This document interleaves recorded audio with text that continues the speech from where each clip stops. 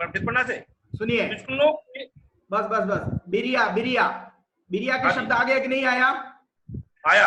हाँ, यही लोगों के बारे में है जो 11वीं आयत में पढ़ रहा है। 11वीं आयत को आप पढ़िए।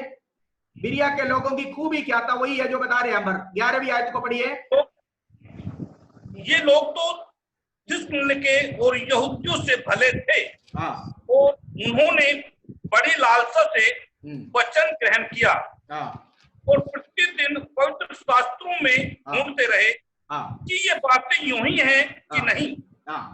सुनिए, इन लोगों के बारे में पौलुस कहता है बिरिया के लोग थिस्सलुनीकिया के लोगों से फले थे। कारण क्या था?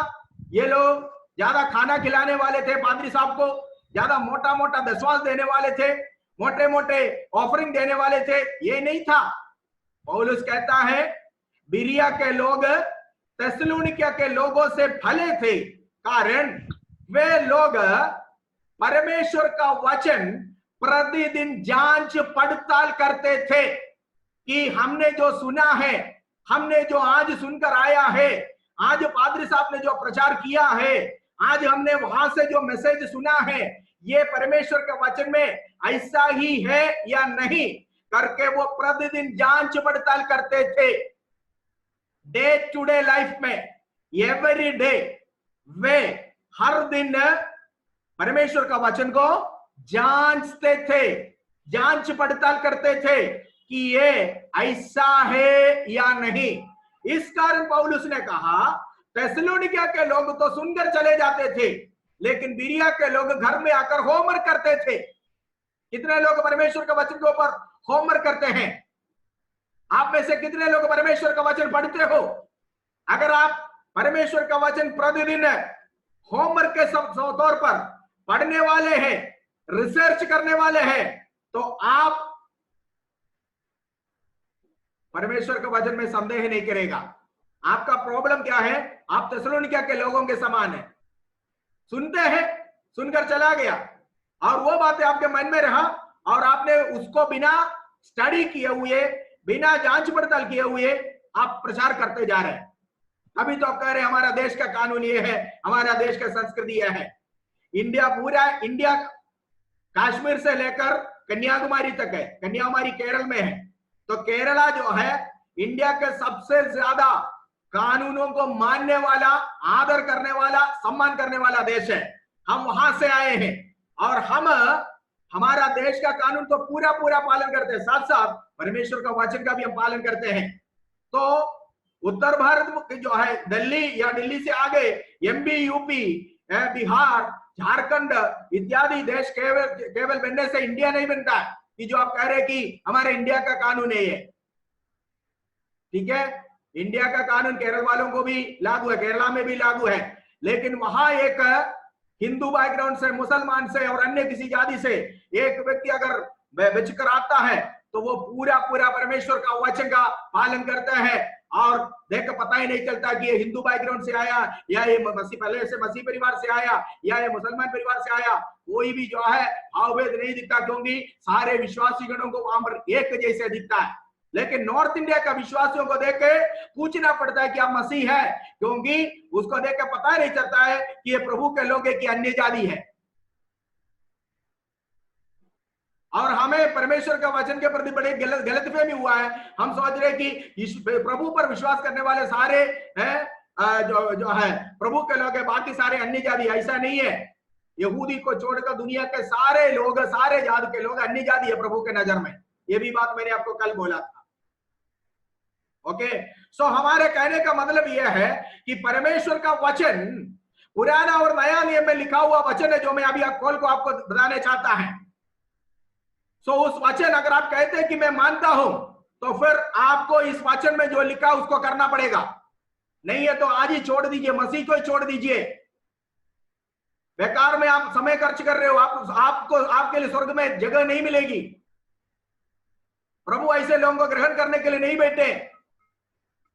यहां पर हो सकता है आप लोगों को चूना लगा सकता है, कुछ लोगों को आप इकट्ठा करके उनसे दशवांश ले सकता है, ऑफरिंग ले सकता है, कोई बात नहीं, सब चलेगा, कोई बात नहीं, सब चलेगा करके, लेकिन सब नहीं चलेगा। प्रभु का वचन में जो लिखा हुआ है वही चलेगा, मेरा और आपका नहीं चलेगा। अगर मैं लोगों को और आप लोगों को झूठा तसली देंगे, ये छोड़ने की जरूरत नहीं, वो छोड़ने की जरूरत नहीं, ऐसे प्रभु हमें ग्रहण करेंगे। प्रभु हमारे मन में है, प्रभु हमारे जो है हृदय में है, बाकी कोई भी बातें में लागू नहीं कर यदि आप कहते हो, सिखाते हो, तो आप झूठा शिक्षक है। परमेश्वर का वचन में बड़ी स्पष्ट रूप से लिखा हुआ है, अलग रहो, अलग रहो, उनके बीच में से अलग रहो, कोई भी अशुद्ध वस्तु न छूना है, तब मैं तुम्हें ग्रहण करूंगा, तुम मेरे संतान बनोगे, प्रिय पुत्र और पुत्रियां बनोगे, और मैं तुम्हारा पिता बनूंगा। बोलिए दूसरे कुरिन्थियों की पत्री उसका 6वां अध्याय में आइए। कल जो हमने पढ़ा था उसको मैंने सिर्फ एक पढ़कर मैंने बंद कर दिया था, आज हम उसको बाकी जारी रखेंगे। दूसरे कुरिन्थियों की पत्री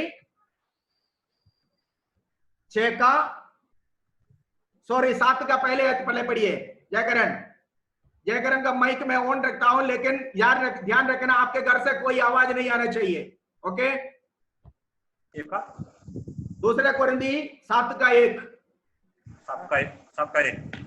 अतः हे प्रियो, जबकि ये प्रतिज्ञाएं हमें मिली हैं, तो आओ हम अपने आप को शरीर और आत्मा की सब मालिकता से शुद्ध करें और परमेश्वर का भय रखते हुए पवित्रता को सिद्ध करें। देखो, पौलुस कहता है, इसलिए हे प्रियो, जब हमें ऐसी प्रतिज्ञा मिला है, कौन सी प्रतिज्ञा है ये? हमें एक ऐसा प्रतिज्ञा मिला है, हमें एक ऐसा प्रोमिस मिला है। प्रोमिस क्या है? ये प्रोमिस ऊपर लिखा हुआ है। पौलुस कहता है, जब हमें ऐसा एक प्रतिज्ञा मिला हुआ है, हमें क्या करना चाहिए? हमारा पढ़िए 7 का पहला। अतः हे प्रियो, कि ये प्रतिज्ञाएं हमें मिली हैं, तो आओ हम अपने आप को शरीर और आत्मा की सब मलिनता से देखो करें। शरीर की मलिनता और आत्मा की मलिनता, ये दोनों मलिनता से शुद्ध कर परमेश्वर के भय में आगे को क्या करना है? पवित्रता को रखते हुए पवित्रता करो। सुनो, परमेश्वर की भय में पवित्रता को पूरा करो। कैसे? शरीर की मलिनता हटना चाहिए, साथ साथ आत्मा का मलिनता भी हटा के। अब मैं आपको बताना चाहता हूं कि प्रतिज्ञा क्या है। पौलुस कहता है कि हमें एक प्रतिज्ञा मिला हुआ है। We have got a promise, एक प्रतिज्ञा में मिला है। यह प्रतिज्ञा क्या है? यह प्रतिज्ञा पढ़ने के लिए आपको वर्ष 14 से पढ़कर आना चाहिए, तब जाकर 17 में पौलुस ये प्रतिज्ञा के बारे में कहता। 14 से पढ़िए, 14 से। अविश्वासियों के साथ असमान जुए में न तो। सबसे पहले पौलुस कहता है, तुम विश्वासी होकर अविश्वासियों के साथ कोई भी असमान जुए में ना जोतना। मतलब एक विश्वासी होकर अविश्वासी के साथ शादी तक नहीं कर सकते, क्योंकि धार्मिकता और अधर्म का क्या मेल हो? देखिए, पौलुस पूछता है, तुम तो धार्मिकता के संतान हो और तुम एक अविश्वासी के साथ शादी किया, धर्म और अधर्म के बीच में क्या मेल है? धार्मिकता और अधर्म के बीच में क्या मेल? कईयों की शादी टूटने के कारण, कई लोग विश्वास से पीछे हटने के कारण यही है। शादी के समय में माँ बाप केवल लड़की की खूबसूरती शायद देखा होगा, या लड़के के अच्छे जॉब देखा होगा, लड़के के धन दौलत देखा होगा, उद्धार पाया हुआ एक लड़की, पवित्रता में जीवन बिताने वाली लड़की, या उद्धार पाकर पवित्रता में अलगदाई में जीवन बढ़ाने वाले एक लड़का, वो जाकर सांसारिक धन की लालच करते हुए, दौलत लालच करते हुए, या फिर जो है कोई भी अन्य चीजों के पीछे एक ऐसा लड़की या लड़के से शादी कर दिया। नतीजा कुछ समय के बाद विश्वास जीवन, शादी तो कम टूटते, लेकिन प्रभु को तो छोड़ देते। पत्नी को तो छोड़ नहीं सकता, पति को तो नहीं छोड़ सकता, क्योंकि पत्नी को छोड़ दिया तो जैसे कल हमने कहा कि इस संसार के या देश के कानून के अनुसार फिर जेल जाना पड़ेगा या कोर्ट केस हो जाएगा। पत्नी पति को छोड़ेगा तो केस आएगा, लेकिन प्रभु को छोड़ेगा तो कोई केस तो नहीं आएगा ना। इसलिए लोग वही रास्ता चुन लेते हैं कि प्रभु को ही छोड़ देंगे। लेकिन वचन कहता है कि धार्मिकता और अधर्म के बीच में क्या मेल है? What relationship with the righteous and the unrighteousness? अधर्म और धार्मिकता के बीच में क्या रिलेशनशिप है? आगे बढ़िए। तो या ज्योति और अंधकार की क्या संगति? हाँ, ज्योति और अंधकार के बीच में क्या संगति?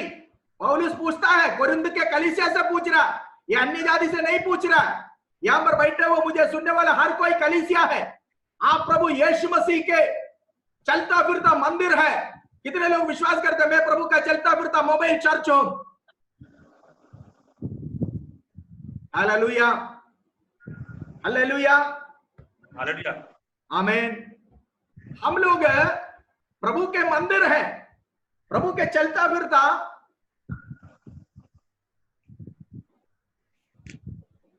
प्रभु के चलता फिरता मंदिर है हम। अगर ऐसा है तो हमें और मसीहा बलियाल के साथ क्या लगाओ? मसीहा का बलियाल के साथ क्या लगाओ? आगे विश्वासी के साथ अविश्वासी का क्या नाता? लास्ट में पौलुस क्लियरली पूछता है, विश्वासी और अविश्वासी के साथ क्या नाता, क्या हिस्सा है? एक विश्वासी को अविश्वासी के साथ क्या हिस्सा है, क्या नाता है? यहां पर मेनली इस बात को शादी विवाह के बारे में कह रहा है। लास्ट में पौलुस कहता है और क्लियर करके पौलुस कहता है, 16वीं आयत को पढ़िए। और मूर्तियों के साथ परमेश्वर के मंदिर का क्या संबंध? देखो, तुम तो परमेश्वर का मंदिर हो और तुम्हें जब अन्य जाति के साथ तुम असमान जुए में जूतेगा तो प्रभु का वचन पूछता तुम्हें क्या संबंध है? कितने लोग विश्वास करते हैं मैं प्रभु का मंदिर हूं? पहला कुरिन्थ 3:16 अभी निकालने के लिए समय नहीं है, इसलिए वहां पर लिखा हुआ, क्या तुम नहीं जानते हो कि तुम परमेश्वर का मंदिर हो और परमेश्वर की आत्मा तुम में वास करता है ना? लिखा हुआ ना। तो हम परमेश्वर का मंदिर है। अगर ऐसा है तो हमसे पौलुस के द्वारा प्रभु कहता है कि क्या परमेश्वर का मंदिर को मूर्तियों के साथ क्या लगाव है? क्या लगाव है? आगे क्या लिखा है? और मूर्तियों के साथ परमेश्वर के मंदिर का क्या संबंध? और हम तो जीवित परमेश्वर का मंदिर है। हम तो जीवित परमेश्वर का मंदिर है। सुनिए, हम तो जीवित परमेश्वर का मंदिर है। जीवित परमेश्वर का मंदिर, परमेश्वर हमारे अंदर वास करता है। यार ध्यान से सुनिए, परमेश्वर पवित्र है। पवित्र परमेश्वर केवल एक पवित्र मंदिर में वास कर सकता है। अपवित्र मंदिरों में परमेश्वर नहीं वास कर सकता, न परमेश्वर की आत्मा वास कर सकता। अगर एक विश्वासी से प्रभु यही उम्मीद रखते हैं कि वो एक पवित्र मंदिर हो, परमेश्वर का नियम संदूक अपने कंधे में उठाया हुआ हाथी लोग हैं। मिलाप वाले तंबू में परमेश्वर की संदूक को उठाने के लिए परमेश्वर ने एक ग्रुप लोगों को अलग करके रखा था। उन लोगों का नाम केहाती थे। केहाती लोग केवल वही लोग मिलाप वाले तंबू के संदूक को जो है एक जगह से दूसरे जगह में लेकर जा सकते थे। ध्यान से सुनिएगा, हर कोई ये तंबू के ये नियम संदूक के पास नहीं आ सकता था। अगर कोई आ जाते तुरंत मर जाता था। एग्जाम्पल, महायाजक एली की 2 बेटे जो दाऊद राजा के द्वारा कहला भेजकर परमेश्वर का नियम संदूक को जब लेकर आ रहे थे, खलिहान में आया, उन्हें ऐसा लगा कि जिस गाड़ी पे, बैलगाड़ी पे ये संदूक रखा हुआ है ये नीचे गिर जाएगा। एली की 2 बेटे होफने और फिनहास, ये दोनों जो है वो, और उन्होंने क्या किया, वे लोग ये मंदिर को ये नियम संदूक को गिरने से बचाने के लिए हाथ बढ़ाया। आपको मालूम है, शमूएल की पुस्तक में जाकर घर में जाकर पढ़ना, नतीजा क्या हुआ।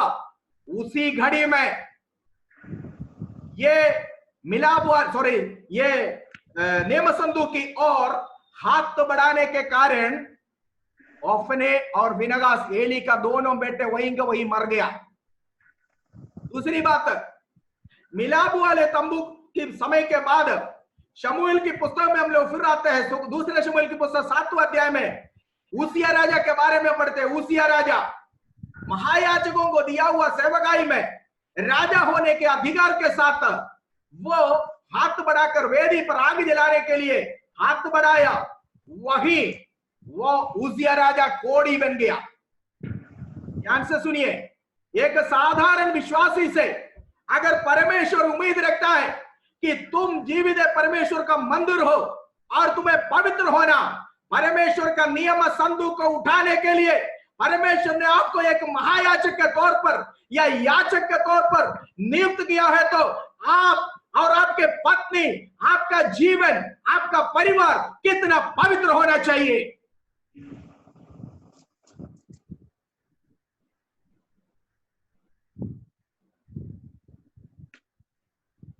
इसको खेल मत समझिए। आप सोच रहे प्रभु की सेवा करना बड़ी आसान बात है, आग के साथ की खेल है ये। आप, क्योंकि हमारा परमेश्वर भस्म करने वाला आग है और God is a consuming fire. परमेश्वर भस्म करने वाला आग है। वचन का टुकड़ा इधर उधर से लाकर जो है ना, अपने अपने जो है गलतियों को सपोर्ट करने के लिए कोशिश मत कीजिए। वचन का टुकड़ा नहीं, वचन को हर जगह में आपको जोड़ा मिलेगा, क्योंकि यिर्मयाह का पुस्तक में लिखा हुआ है, यहोवा के पुस्तक में ढूंढ कर देखो, क्योंकि तुम्हें हर एक जगह में परमेश्वर के वचन के लिए जोड़ा मिल जाएगा। जोड़ा। आज बहुत सारे लोग खास तौर पर ये जो क्या नाम है, झूठा शिक्षा देने वाले, सिखाने वाले हैं, वो केवल वचन के टुकड़ा लेकर आता है इधर उधर से। उनके आगे क्या बोला है, पीछे क्या बोला, पहले क्या बोला, बाद में क्या बोला, ये नहीं बताएंगे। केवल थोड़ा सा एक टुकड़ा, एक वचन का एक टुकड़ा लेकर आएगा, कोई एक आयत का एक टुकड़ा, पूरे आयत भी नहीं लाएगा। किसी के धोखे में मत आना। Hallelujah, hallelujah, hallelujah. आपके लिए मैं क्वेश्चन सवाल करने का सवाल, आपके मन में जो सवाल आता है ना, नोट करके रखना। लास्ट में मैं आपको समय दूंगा सवाल पूछने का, अभी इसके बीच में नहीं होगा। पहले मेरे को जो कहना है मैं कहूं, नहीं तो कल जैसे होगा मेरी सब्जेक्ट जो अधूरा रहेगा। आप अपना मन में जो भी सवाल आता है नोट करके रख देना, लास्ट में हम लोग डिस्कशन करेंगे। ओके, आमीन। तो पौलुस कहता है कि मंदिर, तुम तो जीवित परमेश्वर का मंदिर है। मैंने कहा कि पुराना नियम में जब मिलाप वाली तंबू की कुट्टी को उखाड़ना होता था, रस्सियां खोलने से पहले, कि हाथी लोग जो इस नेम संदूक को उठाकर कंधे पर रखकर अगले जगह में जहां पर नेम संदूक, जहां तंबू बांधेगा, वहां पर रखने के लिए उठाने वाले लोग के हाथी लोग होते थे। इनके हाथियों के अलावा कोई भी जो है ये नियम संदूक के पास नहीं आ सकता था। अच्छा, ये नियम संदूक के अंदर क्या क्या है? ये नियम संदूक के अंदर केवल 3 चीजें हैं। नंबर 1, परमेश्वर के हाथों से लिखा हुआ व्यवस्था की पटरी, व्यवस्था की पटरी जो मूसा को प्रभु ने लिखित में दे दिया था। दूसरा, हारून के कलिया निकला हुआ झड़ी। तीसरा, सोने के बर्तन में डालकर रखा हुआ मन्ना। ये 3 चीज है और कोई नहीं है। लेकिन ये चीज का मतलब क्या है? ये तीनों चीज प्रभु यीशु मसीह को दर्शा रहा है। ध्यान से सुनिए, वचन, प्रभु के हाथों से लिखा हुआ वचन, पत्थर के ऊपर, पत्थर के पटरी पर लिखा हुआ वचन प्रभु यीशु मसीह को दर्शा रहा, क्योंकि यीशु वचन था, आदि में वचन था, वचन देहधार हुआ, अनुग्रह और सच्चाई से परिपूर्ण होकर हमारे बीच में डेरा किया। वो वचन यीशु को दर्शा रहा। दूसरा, हारून का झड़ी, वो याचकों के लिए, लेवी गोत्र के लिए परमेश्वर हमेशा के लिए दिया हुआ याचकता को दर्शा रहा है। यीशु मसीह की याचकता को वो दर्शा रहा है, वो झड़ी, क्योंकि यीशु आज एक महायाचक होकर हमारे लिए पिता के हाथ में, दाहिने हाथ पर स्वर्ग में खड़ा है। Praise God.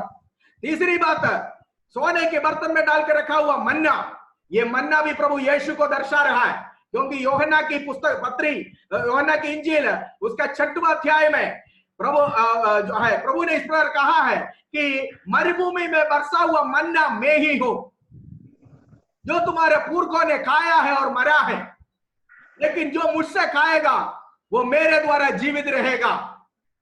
मरुभूमि में बरसा हुआ मन्ना जो शारीरिक इस्राएलियों ने 40 साल तक खाया, वो सभी मानव जाति को जीवन देने वाला परमेश्वर का मेमना, परमेश्वर का पुत्र, स्वर्ग से सालों के बाद उतर कर आने वाला जीवन देने वाला मन्ना प्रभु यीशु मसीह को दर्शा रहा था। तो ये तीनों चीजें जो इस छोटा सा बॉक्स के अंदर है, उसको नियम संदूक कहा जाता था, और उस नियम संदूक को उठाने के लिए सभी लोगों को प्रभु ने परमिशन नहीं दिया, अनुमति नहीं दिया। केवल एक ग्रुप के लोगों को प्रभु ने उस कार्य के लिए चुनकर, अलग कर प्रभु ने उस सेवकाई के लिए अगर नियुक्त किया है, तो प्यारे भाइयों बहनों, मुझे और आपको प्रभु ने यही वचन को उठाने के लिए, यही नियम संदूक को उठाने के लिए, यही यीशु मसीह के प्रचार करने के लिए, नया नियम में तेजोमय सेवकाई के लिए प्रभु ने हमें चुना है, अलग किया है। कितने लोग इस बात से खुश है? हालेलुया। अगर ऐसा है तो सोचिए, नया नियम में क्या पवित्रताई में कोई बदलाव आया? नया नियम में क्या अलगदाई में कोई बदलाव आया? नया नियम में क्या प्रभु के वचन में कोई बदलाव आया क्या? परमेश्वर ने अपने वचन का ताकत कम नहीं कर दिया। परमेश्वर ने अपने वचन को जो है किसी भी हाल में अपने स्वभाव को नहीं बदला। परमेश्वर की वचन पुराना नियम में जैसा कठिन था, वैसा नया नियम में भी कठिन है। पवित्रताई जो परमेश्वर ने पुराना नियम में मांगा, वही पवित्रताई आज भी है। प्रभु अपने लोगों से, सेवकगणों से, विश्वासी गणों से प्रभु यही डिमांड करता है। हालेलुया। अलगदाई के जीवन पुराना नियम में प्रभु ने जो डिमांड किया, आज भी प्रभु वही डिमांड करता है। आप कहते हैं कि ये हमारा संस्कृति है, हम ये नहीं छोड़ सकते, वो नहीं छोड़ सकते। नहीं छोड़ सकते तो स्वर्ग नहीं मिलेगा, क्योंकि परमेश्वर वचन को बदलने के लिए तैयार नहीं है। परमेश्वर अपने वचन बदलने के लिए तैयार नहीं है। यह स्वर्ग में हमेशा के लिए स्थिर किया गया वचन है।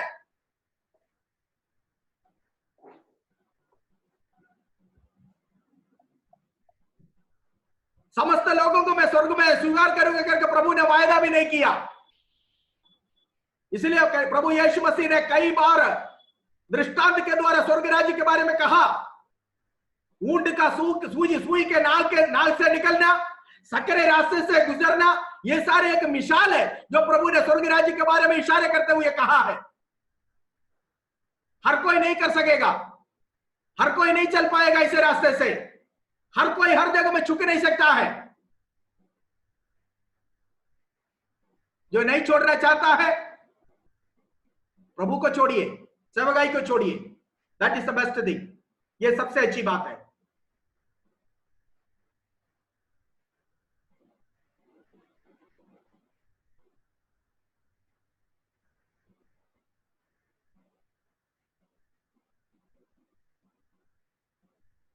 आगे बढ़िए। जयकरण, दूसरा कोरिंदी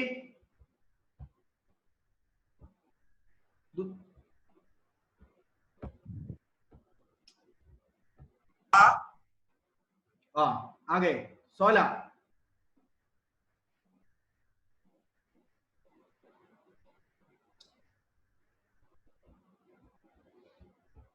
जयकरण कहाँ है? क्यों नहीं पढ़ रहा है?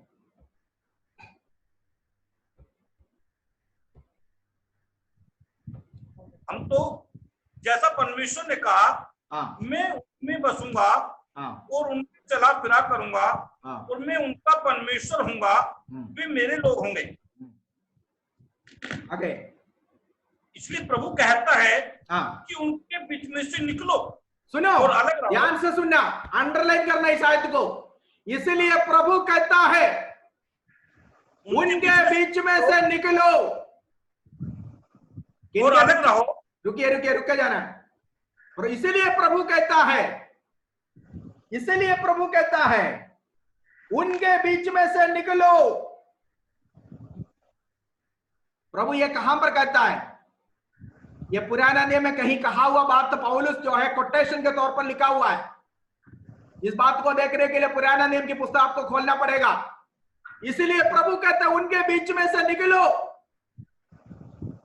इसके बीच में से जो इस वचन को नहीं मानते हैं, जो इस वचन के अनुसार नहीं चलते हैं, जो इस वचन के अनुसार जीवन नहीं बिताते हैं, उनके बीच में से निकलो। इस कारण प्रभु ने अब्राहम को कहा तुम्हारा पिता का घर को, तुम्हारा देश को, तुम्हारे कुटुंब को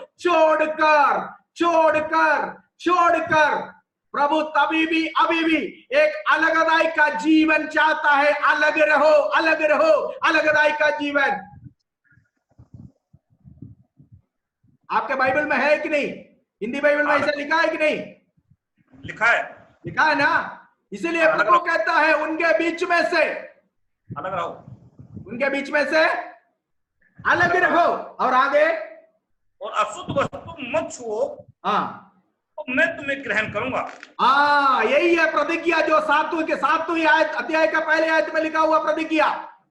चैप्टर 7 वर्स 1 में लिखा हुआ प्रोमिस यही है। तो कंडीशन के साथ प्रभु कह रहा, तो यदि तुम ऐसा करोगे तो मैं तुम्हें ग्रहण करूंगा, मैं तुम्हें ग्रहण करूंगा। और मैं तुम्हारा पिता होऊंगा, मैं तुम्हारे पिता बनूंगा, और तुम मेरे बेटे और बेटियां होंगे। तुम मेरा बेटा और बेटियां। यही है 7वें अध्याय की पहले आयत में लिखा हुआ प्रतिज्ञा। लेकिन ये प्रतिज्ञा अगर प्रभु पालन करना है तो वहां पर एक शर्त लिखा हुआ है, एक कंडीशन लिखा हुआ है। वो कंडीशन ये तो क्या है? अगर ऊपर बताए हुए ये सारे बातें तुम करोगे तो कौन सी बातें हैं? उनके बीच में से अलग रहो, सेपरेट फ्रॉम द वर्ल्ड। दुनिया से अलग रहो, समाज से अलग रहो, दुनिया वालों से अलग रहो, दुनिया की फैशन से अलग रहो, दुनिया की लग्जरी से अलग रहो, दुनियादारी से अलग रहो। स्वर्ग में जाना है तो यह सब करना पड़ेगा बेटा।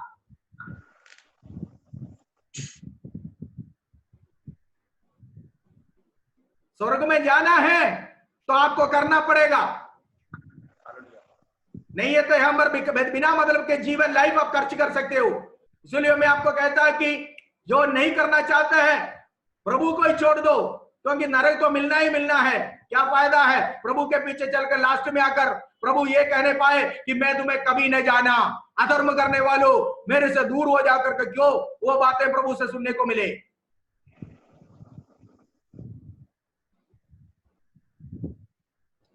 अगर तुम ऐसा करोगे तो कैसे करेगा?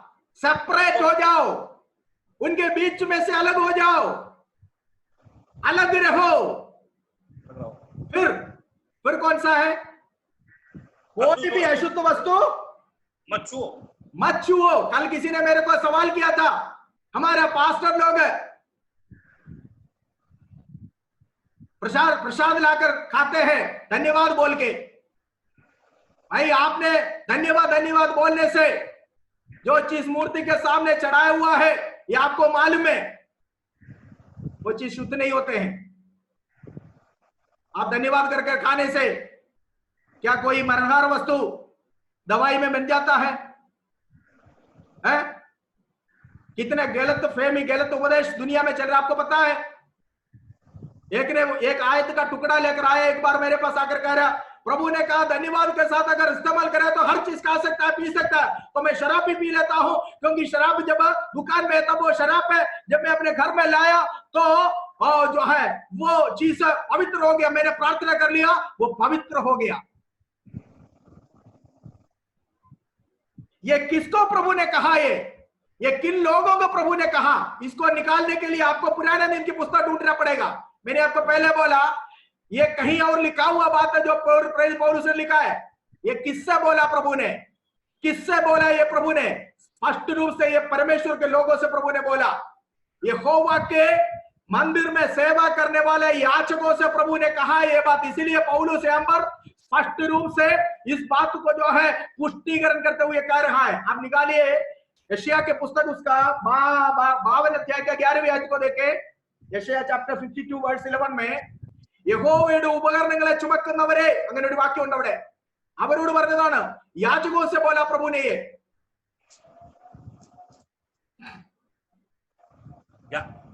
52 का 11 52:11 यशायाह।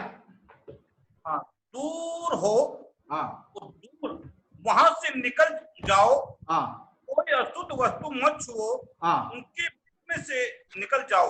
हाँ, हे यहोवा के पात्रों, हाँ, होने वालों, हाँ, अपने को शुद्ध करो, हाँ, क्योंकि मैं तुमको उतावली से निकालना नहीं, और न भागते हुए चलना पड़ेगा। देखिए, सुनिए 11वीं आयत में किसको कह रहे हैं? सुनिए, यहोवा के पात्रों को उठाने वालों, अर्थात यहोवा के मंदिर में, पुराना नियम में यहोवा के मंदिर में सेवा करने वाले लोगों से, याचकों से प्रभु ने यह कहा उनके बीच में से अलग हो जाओ। मतलब क्या है इसका? कॉमन सेंस से समझिए। तुम एक पवित्र काम के लिए अलग किया हुआ व्यक्ति है। तुम एक पवित्र जो है मिशन के लिए, एक पवित्र कार्य के लिए तुम्हें चुना गया व्यक्ति है। तुम दुनिया वालों के साथ मिलजुल कर नहीं रह सकता। तुम दुनिया वाले जैसे नहीं रह सकता। तुम दुनिया की चीजों को अपनाना नहीं चाहिए। तुम अपने आप को इस कार्य के लिए, इस पवित्र कार्य के लिए, इस नेक काम के लिए जिसको प्रभु ने तुझे चुना है, उसमें तुम अपने आप को अलग रखो।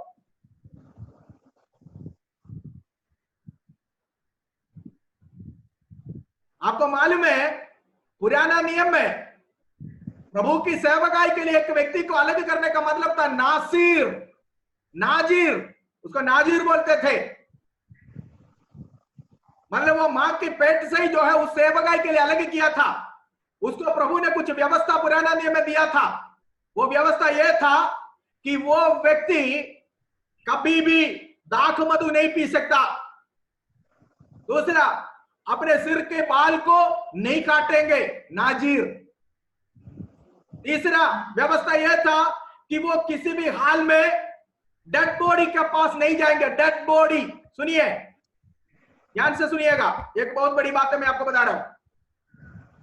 शिमशोन नामक एक व्यक्ति के बारे में हम पढ़ते हैं। शिमशोन एक नासिर, नाजिर व्यक्ति था। मतलब मां की कोख से ही जो है इस विषय के लिए अलग किया हुआ व्यक्ति था। उसके अंदर पवित्र आत्मा भरा हुआ था। उसके बाल थे, जूड़ियां थे, आपको पता है ना? बड़े शूरवीर काम किया। लेकिन लास्ट में शिमशोन की अंत क्या था?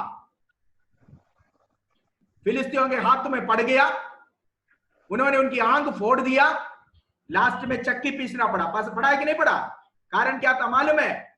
जो नासिर की व्यवस्था है, नासिर होने के लिए परमेश्वर दिया हुआ व्यवस्थाओं को शिमशोन ने तोड़ दिया था। नंबर 1, दाख मधु नहीं पीना। वो दलीला के घर में जा रहा था, ठीक है, और वहां पर उन्होंने एक सबसे बड़ी व्यवस्था, डेड बॉडी के पास एक नासिर व्यक्ति नहीं जा सकता। किसी भी, अपने घर का हो या दूर का हो, कोई भी डेड बॉडी के पास जाएगा नहीं। अगर गया तो वो अशुद्ध हो जाएगा, ये था। लेकिन शिमशोन ने क्या किया? पहली दफा जब दलीला के घर में गया तो एक शेर मिला, उसको फाड़ दिया, फेंका। उसके बाद 15 दिन के बाद अपने मां बाप को लेकर जब वो उसी लड़की के घर में जा रहे थे उसके हाथ मांगने के लिए, इससे शादी करने के लिए, तब उसको याद आया कि मैं पिछली बार जब गया था कि शेर को मैंने फाड़ कर हम फेंका था, कैसा है। उसने, वो शेर मनुष्य नहीं था, फिर भी वो एक बॉडी था, एक शरीर था, एक लौथ था, एक डेड बॉडी था।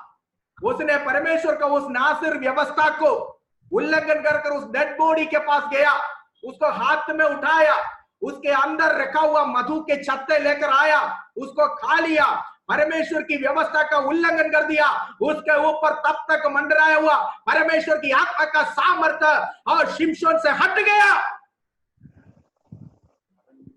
यही कारण है शिमशोन अपने सेवकाई में आगे को हार मानकर चला गया।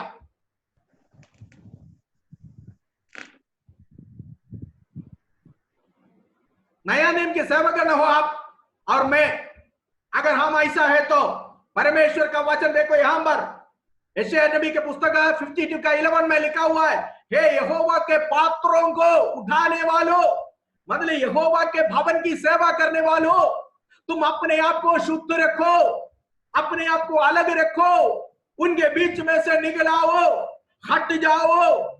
किससे हटना?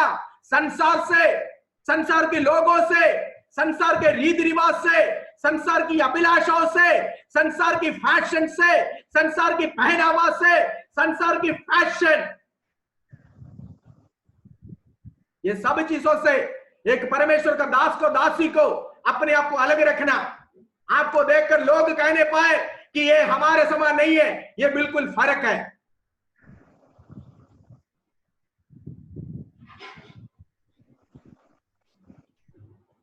और आगे यहोवा के, सॉरी, यशायाह 52:11 पढ़िए।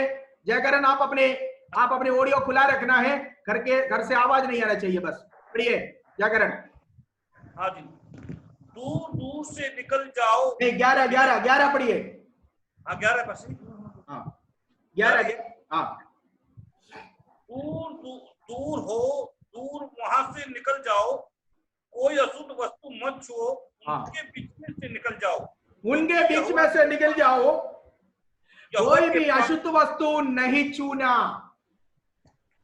कोई भी अशुद्ध वस्तु नहीं छूना। देखा, कल किसी ने मेरे से बीच में सवाल किया था,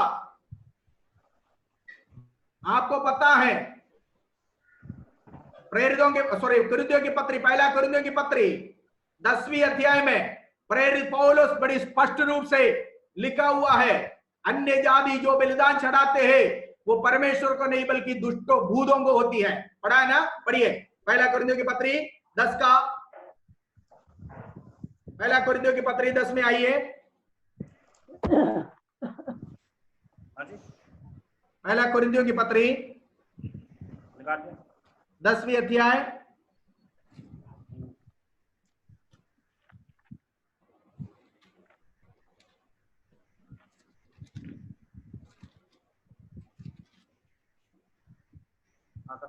10 का 20 पढ़िए।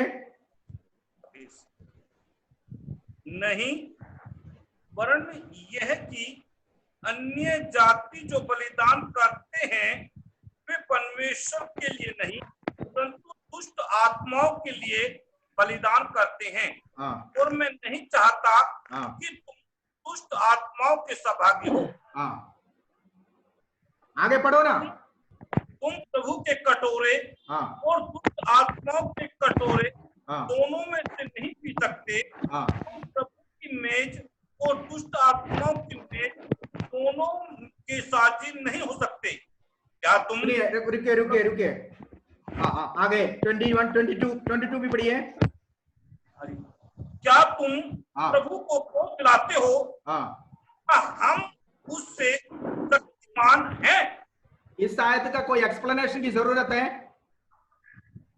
इस आयत का कोई एक्सप्लेनेशन की जरूरत है? बताइए। स्पष्ट रूप से परमेश्वर के वचन में लिखा हुआ है कि परमेश्वर की सेवकाई के लिए खास तौर पर, परमेश्वर के संतान खास तौर पर परमेश्वर की सेवकाई के लिए अलग किया हुआ लोग ऐसे चीजें नहीं खा सकता। हो सकता है आप अकेले विश्वास में आपके घर से, आपके समाज से आए होंगे, आपके घर के लोग सब उसको मानने वाले होंगे, उनको मानने दीजिए। आप वहां जाकर हाथ नहीं बढ़ा सकता, ना खा सकता। खाने से आप परमेश्वर का वचन का, व्यवस्था का उल्लंघन कर दिया आपने। इसके कारण आपको क्या मिलेगा?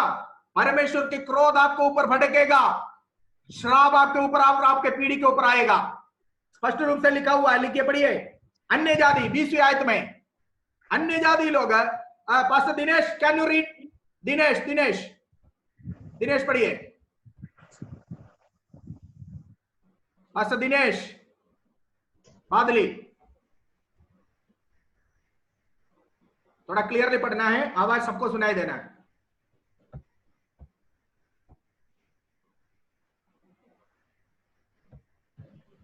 यस पास्टर जी। हाँ पढ़िए। नहीं, वरन यह कि अन्य जातियों जो बलिदान करते हैं वे परमेश्वर के लिए नहीं परंतु दुष्ट आत्माओं के लिए बलिदान करते हैं। और मैं नहीं चाहता कि दुष्ट आत्माओं के सहभागी हो।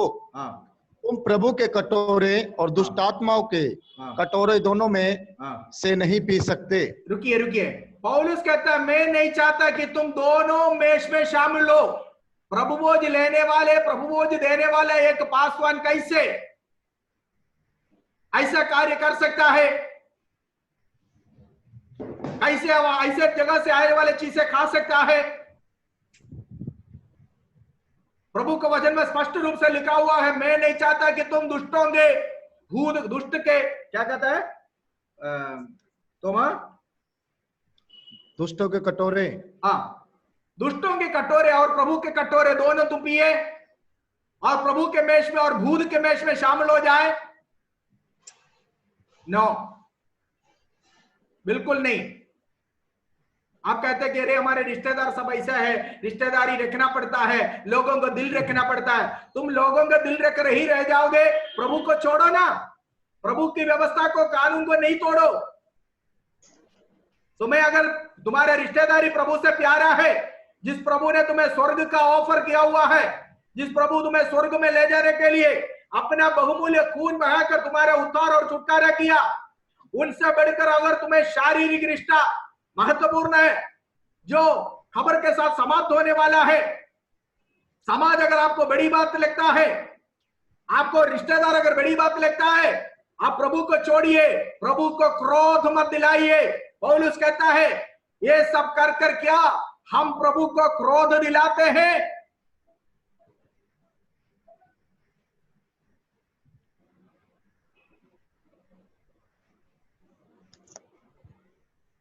मैंने आपको पहले बोला, भले स्वर्ग काल ही पड़े रहे,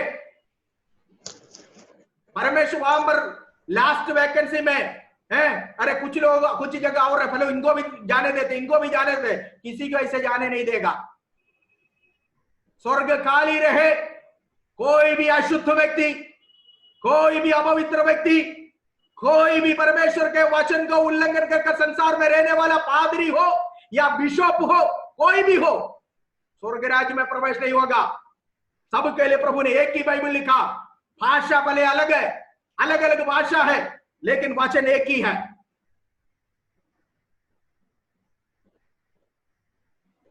हमने हमारे कलीसिया में ऐसे सिखाते थे, हम तो ऐसे सुने हैं, हम तो ऐसे बैकग्राउंड से आए हैं, हमारे चर्च में कभी हमारे पादरी साहब ने ऐसे नहीं सिखाया, हमारे माँ बाप तो यही सीख रहा है, हमें भी यही सिखाया कर कर। ये सारे बहाने छोड़ दो, आंखें खोलकर परमेश्वर का वचन में क्या लिखा हुआ है उसको देखो। मेरे को आपको मेरा फॉलो करने की जरूरत नहीं, मेरे पीछे करने की जरूरत नहीं। अगर आपके बाइबल में वचन में स्पष्ट रूप से लिखा है तो आपको मानना पड़ेगा, क्योंकि स्वर्ग का कानून यही है, मेरा नहीं है।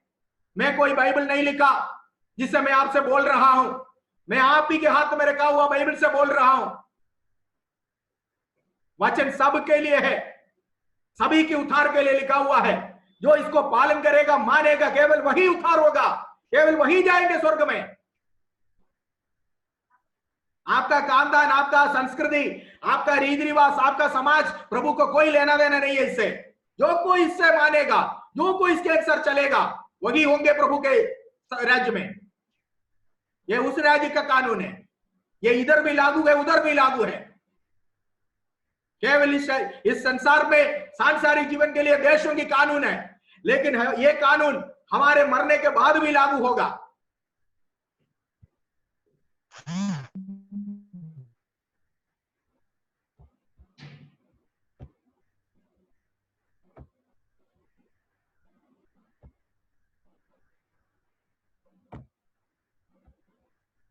ठीक है, आगे पढ़िए।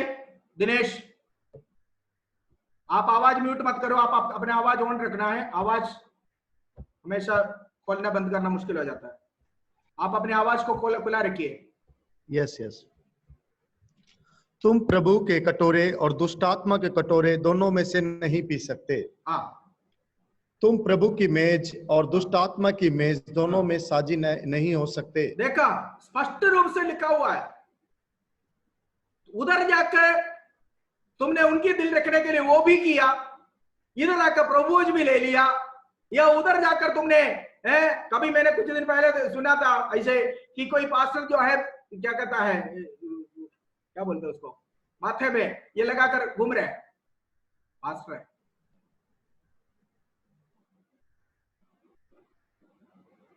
कौन है आप?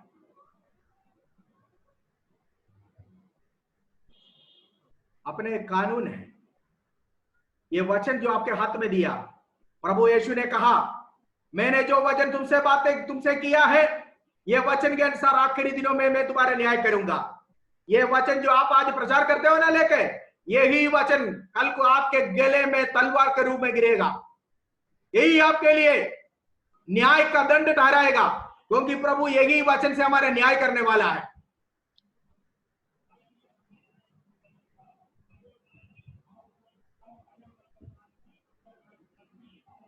हालेलुया। इसलिए बड़ी सावधानी से चलना भाई, बड़ी सावधानी से आपको आगे बढ़ना है। प्रभु पौलुस कहता है, मैं नहीं चाहता कि तुम प्रभु के मेष और दुष्ट के वेश में शामिल हो जाए। मैं आई होप यू अंडरस्टूड। मैं समझता हूं कि आप लोग सब इस बातों को समझ गया है। ठीक है, आगे कुछ बातें एक्सप्लेन नहीं करूंगा, केवल आयतों को मैं आपके सामने पढ़कर आपको सुनाना चाहूंगा। पास्टर दिनेश तैयार रहना है, जो भी आयत में बोलूंगा फटाफट निकाल कर पढ़ना है। ठीक है। और कल मैंने आपको बोला था कि कल मेरे से लोगों ने सवाल किया कि क्यों हम सोना चांदी नहीं पहन सकते, ये तो हमारे संस्कृति, हमारे ये है वो है करके बहुत कुछ मैंने बोला था। जो है मेरे से पूछा, मैंने आपको ये बोला कि अब्राहम भी एक मूर्ति पूजा के घर में जन्म लिया था। प्रभु को जब पता चला अब्राहम अगर अपने पिता के घर के उन रीति रिवाज के साथ चलेगा तो कभी भी परमेश्वर के साथ एक संपर्क नहीं रख सकता, परमेश्वर कभी भी उनसे बात नहीं कर सकता। इस कारण प्रभु ने अब्राहम से बोला, तुम अपने कुटुंब को, अपने परिवार को, अपने पिता के घर को, देश को छोड़ कर जाओ। छोड़ना, वो शब्द अंडरलाइन करके हमें पढ़ना है। छोड़ने का मतलब है हर चीज छोड़ दिया।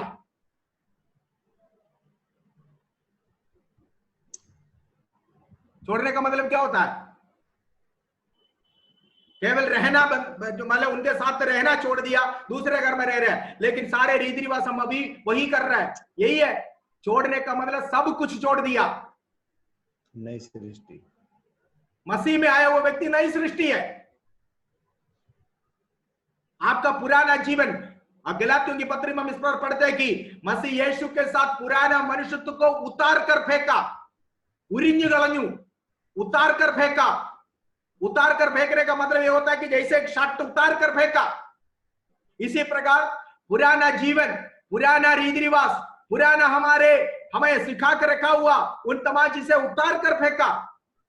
वही है जो मसीह को पहना हुआ व्यक्ति के लक्षण। मसीह को पहना हुआ व्यक्ति पुरानी चीजों को उतार कर फेंक कर मसीह को पहना हुआ व्यक्ति है। ठीक है। और आप पढ़िए निर्गमन की पुस्तक में आइए, निर्गमन उसका 33वां अध्याय का 5 और 6 पढ़िए।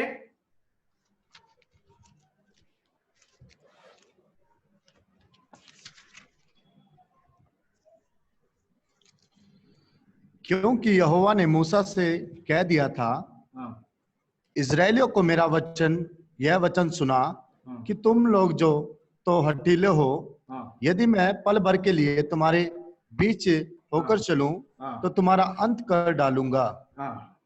इसलिए अब अपने अपने गहने अपने अपने अंगों से उतार दो, मैं जानूं कि तुम्हारे साथ क्या करना चाहिए। इसलिए इजरायली होरे पर्वत से लेकर आगे को अपने गहने को उतारे रहे। सुनिए, और आगे 6वीं आयत में क्या लिखा हुआ है? छठवीं आयत में, इसलिए क्या लिखा हुआ है? इसलिए इजरायली होरे पर्वत से लेकर आगे को अपने गहने उतारे रहे। इस्राएली होरेब पर्वत से लेकर आगे को अपने गहने उतारे रहे। फिर कहीं भी ये लोग वो चीज वापस ले लिया है या पहन लिया कर निर्गमन की पुस्तक से लेकर मलाकी की पुस्तक तक नहीं लिखा हुआ है। कारण क्या था? प्रभु ने बड़ी आज्ञा दिया इनको। 5वीं आयत में 33:5 फिर से पढ़िए दिनेश। प्रभु ने कहा, क्योंकि यहोवा ने मूसा से कह दिया था, इजरायलियों को मेरा यह वचन सुना कि तुम लोग जो तो हठीले हो, यदि मैं पल भर के लिए तुम्हारे बीच होकर चलूं तो तुम्हारा अंत कर यह कर डालूंगा। इसलिए अब अपने अपने गहने अपने अंगों से उतार दो कि मैं जानूं कि तुम्हारे साथ क्या करना चाहिए। स्पष्ट रूप से मूसा के द्वारा प्रभु ने कहा, मैं तुम्हारे बीच में होकर चलने के लिए ये एक रुकावट है, इसलिए मेरे लोगों को कहो कि ये लोग अपने अपने अंगों से इन गहनों को उतार दे। ये गहना केवल सोना या चांदी का नहीं होता, इवन प्लास्टिक का, रबड़ का डाला तो भी वो भी गहने, आभूषण है। कहने का मतलब आभूषण। कारण क्या था? कारण 32 अध्याय में, 32वां अध्याय में आपको मालूम है, इनके पास ये जो गहने पहन रखे थे, यही उनके लिए बाद में एक मूर्ति बनने का कारण, मूर्ति पूजा करने का कारण बन गया। अब पढ़िए 32 का दूसरे आयत को पढ़िए। 32 का दूसरी आयत को पढ़िए। हारून ने उनसे कहा, तुम्हारी स्त्रियों और बेटे बेटियों के कानों से जो बालियां हैं उन्हें तो उतारो और मेरे पास ले आओ। आगे आगे। तब सब लोगों ने उनके कानों से सोने की बालियां को उतारा और हारून के पास ले आए। आगे। हारून ने उन्हें उनके हाथ से लिया और एक बछड़ा डालकर बनाया और टाकी से गड़ा। तब लोग कहने लगे, हे इज़राइल, तेरा ईश्वर जो तुझे मिस्र देश से छुड़ा लाया है वह यही है। आगे। यह देख के इनफ पूरा आप घर पे जाकर पढ़ना, नोट करके जाना, घर पे जाकर पढ़ लेना। कहानी यही है, मूसा पहाड़ पर चला गया प्रभु से बातें करने के लिए। 40 दिन हो गया, मूसा के बारे में कोई अता पता नहीं। लोग हारून के पास आकर कहा, हमारे आगे आगे चलने के लिए हमें एक देवता बनाकर दे दो।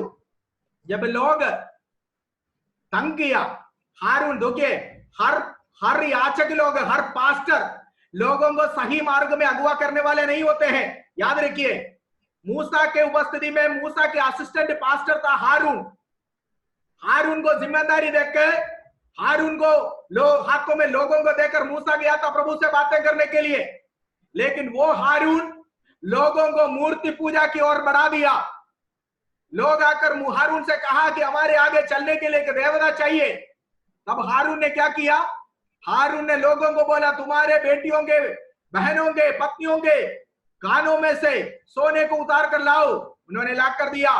लिखा हुआ है, वचन में लिखा हुआ है, हारून ने उसको शेप बनाकर आग में डालकर एक बछड़ा बना दिया और लोगों के हाथ में दे दिया। लोगों को बोला कि यही तुम्हें मिस्र देश से लेकर आया वो ईश्वर है। लोग उनके सामने कूदना नाचना शुरू कर दिया। आपको मालूम है कितने लोग गिरे वहां पर? जब मूसा पहाड़ से आया, 32 अध्याय में हम देखते हैं, परमेश्वर का क्रोध भड़का। मूसा ने पटरी को तोड़कर उस दिन लेवी गोत्र अलग होकर, मूसा के कहने के अनुसार अलग होकर एक बहुत बड़ा संहार जो है इस्राएलियों के छावनी में किया। 3000 से अधिक लोग जो है वहां पर उस दिन मारा गया है। व्यवस्था का उल्लंघन करने के कारण एक पादरी लोगों को जो गलत रास्ते से लेकर गया, हारून पादरी। समझ में आ गया? हर पास्टर लोग अपने लोगों को सही रास्ते पर नहीं लेकर जाने वाले। हारून लोगों को खुलेआम छोड़ दिया। मूसा लोग हारून से पूछ रहा है, तुमने लोगों को ऐसे क्यों निरंकुश होने के लिए, क्यों तुमने ऐसे लोगों को बिना लगाम के खोलकर छोड़ दिया? मसीह जीवन लगाम लगाकर चलने वाला जीवन है, डिसिप्लिन लाइफ है, कायदा कानून का जीवन है। प्रभु के साथ चलने वाले को कायदा है, कानून है, प्रभु को कुछ व्यवस्था है कि तुम ये नहीं कर सकता, ये नहीं कर सकता। हम अगर तुम परमेश्वर का वचन से कहीं से टुकड़ा वचन लेकर यहां ऐसा लिखा है क्यों न कर सकूं मैं, ऐसा पूछ नहीं सकता है।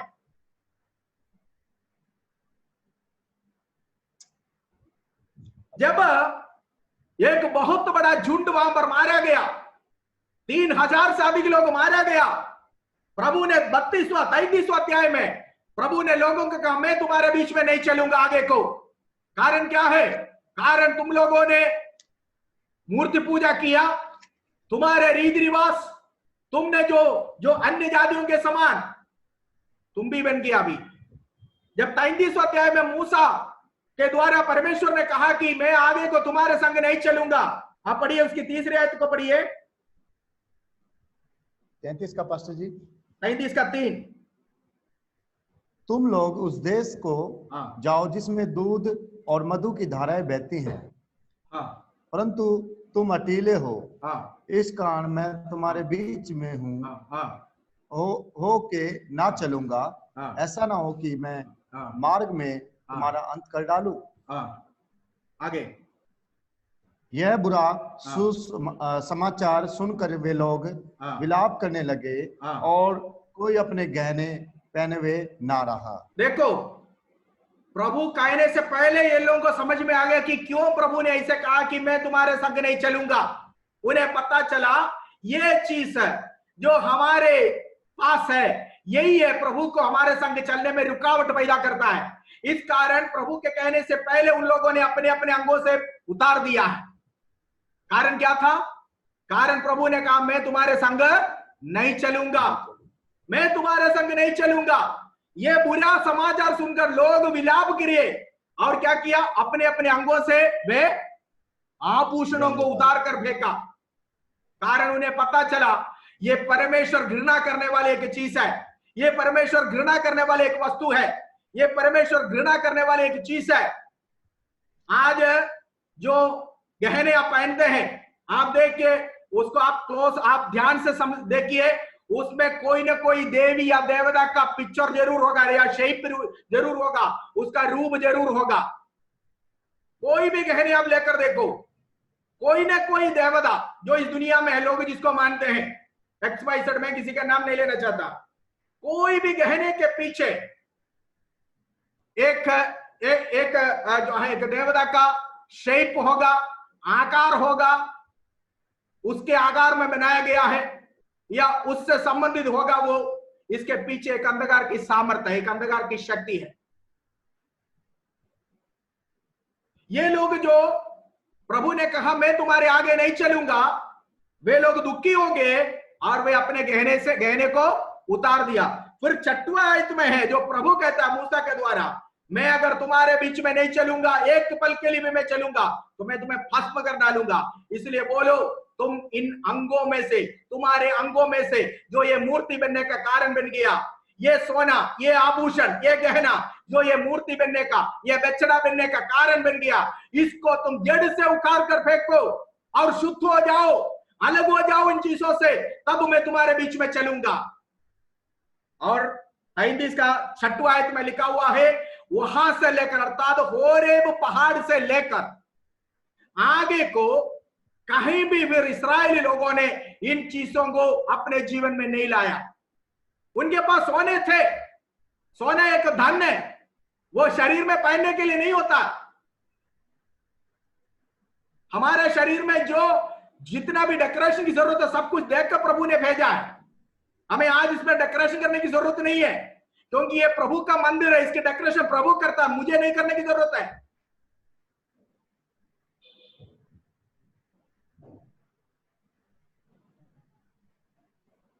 प्रभु की मंदिर के निर्माण प्रभु ने कर दिया ऑलरेडी।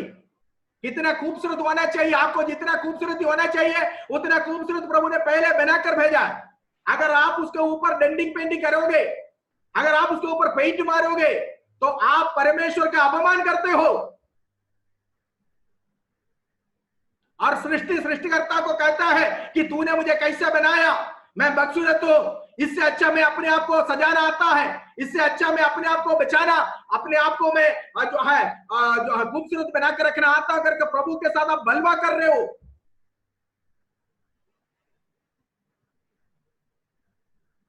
आगे पढ़ेंगे। पहला पत्रस, नया नहीं में जल्दी आइए, पहला पत्रस। दिनेश। Yes pastor. पहला पत्रस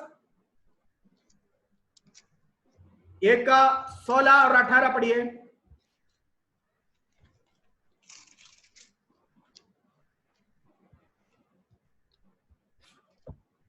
क्योंकि लिखा है पवित्र बनो क्योंकि मैं पवित्र हूं।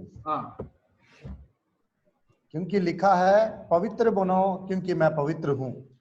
प्रभु का आज्ञा है, प्रभु के लोग, वो पादरी हो या विश्वासी हो, वो पवित्र बने क्योंकि परमेश्वर पवित्र है। पवित्रता में ये भी आता है, दुनिया की चीजें हम हमारे बॉडी में टांगोगे, शरीर में टांगोगे, दुनिया का पेंट हम हमारे शरीर में अगर लगाओगे उससे आपको लगता है खूबसूरत हो गया, लेकिन प्रभु के वचन के अनुसार आप अपने आप को आप अपवित्र किया है, अपवित्र किया है, अशुद्ध किया है। प्रभु के वचन में लिखा हुआ है पवित्र बनो क्योंकि मैं पवित्र हूं। प्रभु की पवित्रता में परमेश्वर हमारा प्रभु कभी भी किसी भी कहीं भी जो है वचन में इस तरह की चीजें प्रभु के नाम के लिए या प्रभु के लोग करने के लिए नहीं कहा गया है। उसकी 16-18 आयत को पढ़िए, पहला पत्रस। क्योंकि तुम जानते हो क्योंकि तुम जानते हो कि तुम्हारा निकम्मा चाल चलन जो नाशवान वस्तुओं के एक मिनट वहां आने से पहले आप उसका 14 से पढ़िए। आज्ञाकारी बालकों के समान अपनी अज्ञानता के समय की पुरानी अभिलाषाओं के अपने अज्ञानता, अंडरलाइन कर लेना ये सारे आयतें, अपने अज्ञानता के समय की सारे अभिलाषाओं को तुम नमूना या एग्जाम्पल नहीं बनाना। पढ़िए पढ़िए। अपने अज्ञानता के समय के अपने अज्ञानता के समय की पुरानी अभिलाषाओं के सदृश ना बनो, पर जैसा तुम्हारा बुलाने वाला पवित्र है वैसे ही तुम भी अपने आप सारे चाल चलन में पवित्र बनो। जैसे तुम्हारा बुलाने वाला पवित्र है वैसे तुम भी तुम्हारा सारे चाल चलन में, सब चाल चलन में, देखा अंडरलाइन करना, ये सब चाल चलन में, एक में नहीं है। हमारा पहनावा में भी अलग दिखना है, हमारा बोलचाल में भी हम अलग है, दुनिया वालों के समान हमें नहीं होने चाहिए। हर चाल चलन में हमें पवित्र होना है। जैसे तुम्हारा बुलाने वाला पवित्र है वैसे तुम्हारे सारे चाल चलन में पवित्र हो। तुम्हारे अनजानता के समय के उन चीजों को, अनजानता के समय में तुमने जो करके आया उन चीजों को तुम आगे को नमूना एग्जाम्पल नहीं बनाना।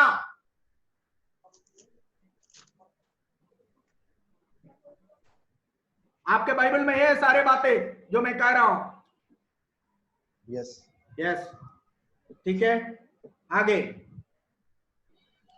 क्योंकि लिखा है पवित्र बनो क्योंकि मैं पवित्र हूं। क्योंकि लिखा है कि पवित्र बनो क्योंकि मैं भी पवित्र हूं। अब देखिए कहां पर लिखा हुआ है, पढ़िए। कुछ बातें जो खास तौर पर याचकों के लिए दिया गया, याचकों की पुस्तक जिसको हम कहा जाता है ना, लेवी व्यवस्था का पुस्तक। समय थोड़ा बढ़ गया है, कोई बात नहीं, अब हम समाप्त करेंगे क्योंकि कल मैं इस टॉपिक के ऊपर बात नहीं करना चाहता हूं। आज मैं इसको खत्म करना चाहता हूं।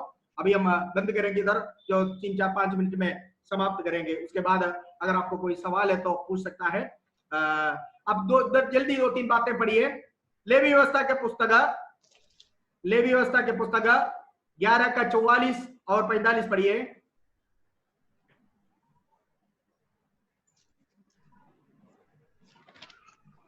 11 का कितना पास्टर जी? 44। हाँ। क्योंकि मैं तुम्हारा परमेश्वर यहोवा हूँ, हाँ। इस कारण अपने को शुद्ध करके पवित्र बने रहो। देखो यहां पर भी पवित्रता का आज्ञा दिया गया है।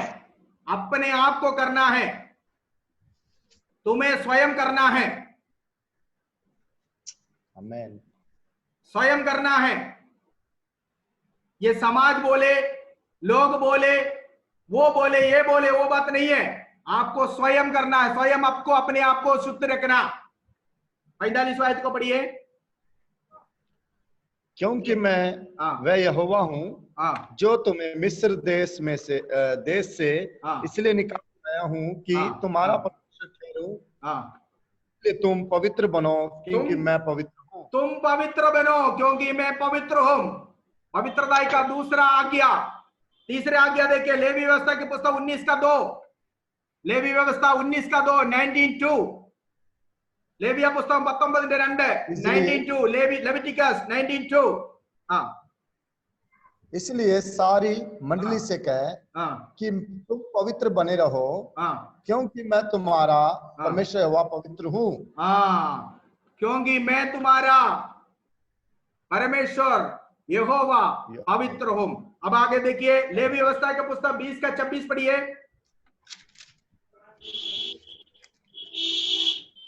20 का 26। तुम मेरे लिए पवित्र बने रहना क्योंकि मैं यहोवा स्वयं पवित्र हूँ। मैंने तुमको और देश के लोगों से इसलिए अलग किया कि तुम निरंतर मेरे ही बने रहो। आगे यदि कोई पुरुष या स्त्री बस देखिए, यहाँ पर स्पष्ट रूप से लिखा हुआ है, मैंने तुम्हें देश के जातियों में से, देश के लोगों में से अलग किया हुआ लोग है, इसलिए तुम पवित्र रहो। आपको प्रभु ने संसार से अलग कर दिया। संसार की भाषा, संसार की जो है उन तमाम चीजों से आपको प्रभु ने अलग कर दिया।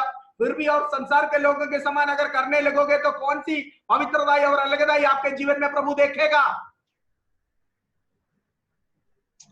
मैंने तुम्हें संसार से अलग किया हूं।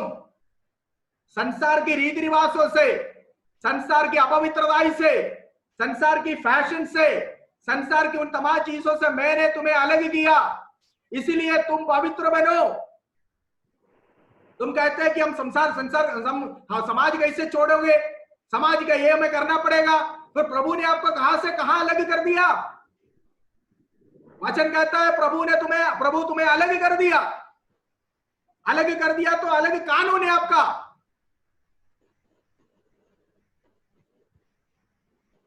बीस का 7 पढ़िए।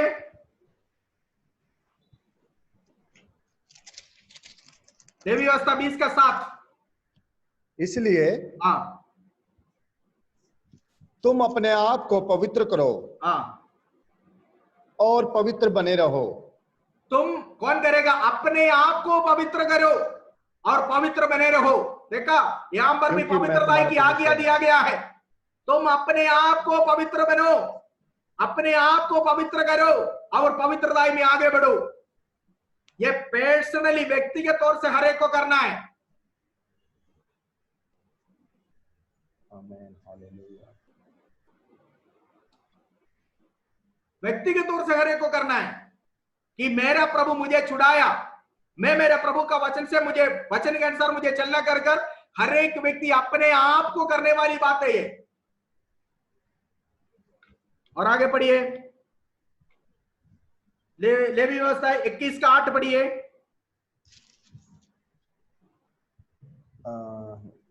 इसलिए तू याजक को पवित्र जानना क्योंकि वह तुम्हारे परमेश्वर को का भोजन चढ़ाना। कौन पवित्र रहना है? बताइए, कौन पवित्र रहना है? याचक। यहाँ पर बैठे हुए हर कोई नया नियम की याचक है। आपके लिए लागू है ये वचन। यहाँ बैठे हुए हर कोई नया नियम की याचक है। पुदिय नियम शुश्रूषकन्मार नया नियम की याचक लोग। इसलिए तुम उसको पवित्र करना, याचक को पवित्र करना। आगे क्योंकि वह तुम्हारे परमेश्वर का भोजन चढ़ाया करता है। इसलिए वह तेरी दृष्टि में पवित्र ठहरे, क्योंकि मैं यहोवा जो तुमको पवित्र करता हूँ पवित्र हूँ। देखा, याचक लोग पवित्र रहना, क्योंकि याचक लोग पवित्र परमेश्वर को सेवा करने वाले हैं, भोजन चढ़ाने वाले हैं, सेवा करने वाले हैं। इस कारण पवित्र परमेश्वर की सेवा करने वाला पवित्र होना चाहिए, अलग होना चाहिए, अलगदाई का जीवन बिताना चाहिए। और कितने आयतें आपको चाहिए बाइबल से, पुराना और नया नियम समय और निकाल के आपको दिखा सकता हूं।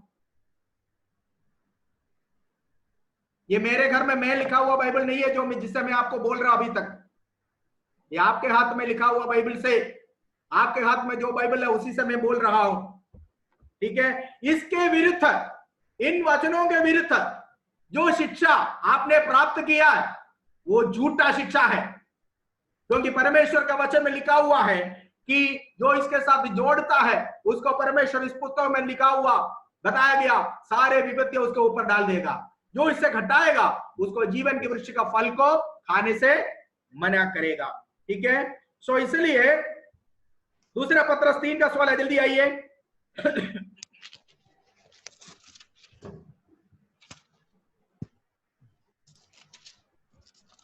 3:16 पास्टर जी। हाँ, दूसरा पत्रस 3:16। वैसे ही उसने अपनी सब पत्रियों में भी इन बातों की चर्चा की कि जिनमें कुछ बातें ऐसी हैं जिनका समझना कठिन है, और अनपढ़ और चंचल लोग उनके अर्थों को पवित्र शास्त्र की अन्य बातों की तरह खींच तान कर अपना ही नाश का कारण बनाते हैं। परमेश्वर का वचन को टेढ़ा मेढ़ा करने वाला कौन है? अनपढ़। पढ़िए पढ़िए ब्रदर, कौन लोग है? जो लोग अनपढ़ है वचन में अनपढ़ लोग परमेश्वर का वचन को टेढ़ा मेढ़ा कर कर खींच काच कर कर प्रचार करते हैं। पढ़िए पढ़िए, हाँ फिर से शायद पढ़ो। जो अनपढ़ है वहां से पढ़ो। जो अनपढ़ है, अनपढ़ और चंचल लोग, अनपढ़ और चंचल लोग, देखो अनपढ़ और चंचल लोग, उनको सब डाउट है परमेश्वर का वचन में, उनको डाउट है, हर बात में डाउट है, जहां भी प्रचार करते हैं डाउट है उसको। कौन है ये? अनपढ़ लोग है, चंचल लोग है, जो परमेश्वर का वचन को खोल के कभी देखा ही नहीं है। पतरस कहता है अनपढ़ और चंचल लोग, अनपढ़ और चंचल लोग परमेश्वर का वचन को क्या करता है? खींच तान कर अपने को नाश का कारण बनाते हैं, अपने ऊपर वो नाश का कारण बना लेता है। देखा, तांगल के शिक्षावली वरितुम वचन नहीं समझते हैं, टेढ़ा मेढ़ा प्रचार करते हैं, और अपने ऊपर क्या लाता है? दंड लाता है।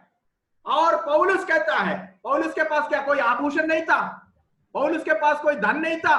पौलुस जैसा रईस आदमी कभी उस जमाने में रहा नहीं रहा। कहा जाता पौलुस के इतना बड़ा योग्यता थी सांसारिक तौर से, धन के बहुत धन के मालिक थे वो पौलुस कहता मसीह के कारण मैंने सब कुछ कूड़ा और हानि समझा। जल्दी पढ़िए फिलिपियों की पत्री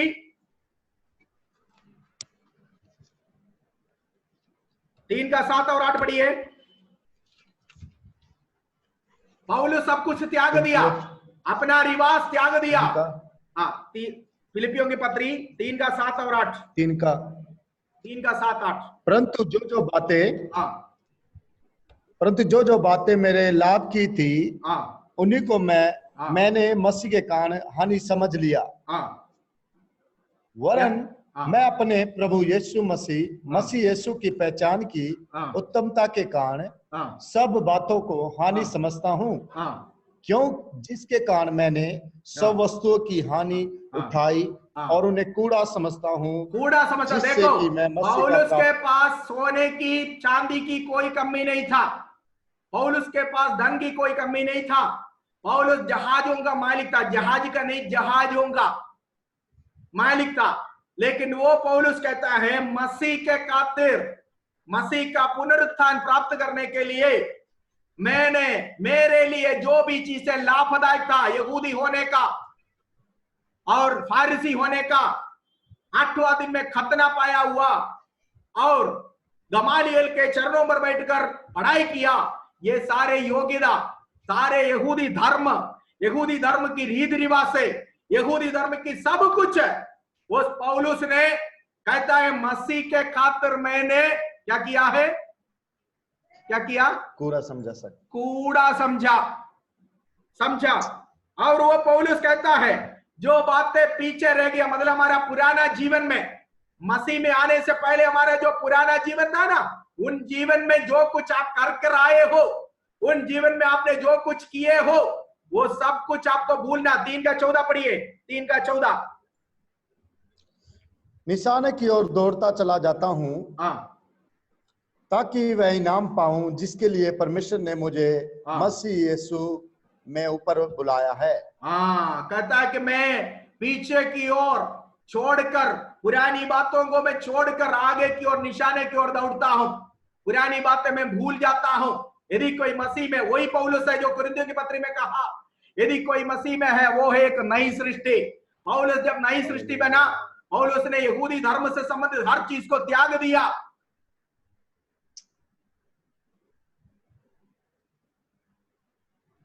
और पौलुस जो कहता मैं यहूदियों को बचाने के लिए यहूदी बन गया, यूनानी को बचाने के लिए यूनानी बन गया, उसका मतलब ही अलग है। ये जो आप सोच रहे हैं ना, आप जो कह रहे हैं, उससे कोई लेन देन नहीं है उस बात को।